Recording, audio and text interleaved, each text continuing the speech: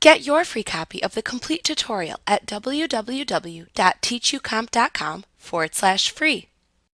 To collect sales taxes in QuickBooks, you must indicate who and what gets taxed within your company file. So in the Customer Job list, enter which customers are taxable and non-taxable on the Sales Tax Settings tab within the New Customer or Edit Customer windows.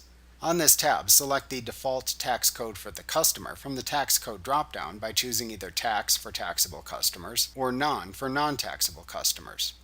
For taxable customers, then select the default sales tax to apply to their sales from the tax item dropdown. After that, you must also set the taxable and non-taxable status of the line items used in sales forms within the item list.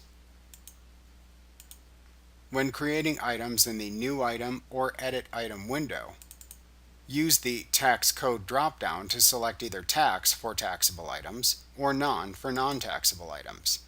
QuickBooks can then show whether or not an item is taxable when you enter it into a sales form and will collect the appropriate taxes from taxable customers.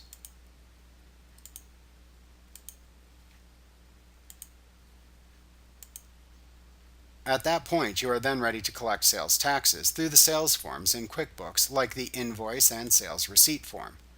We examine collecting sales taxes when using these forms in Chapter 7 Basic Sales, and then examine the process for paying collected sales taxes in Chapter 14 Paying Sales Tax.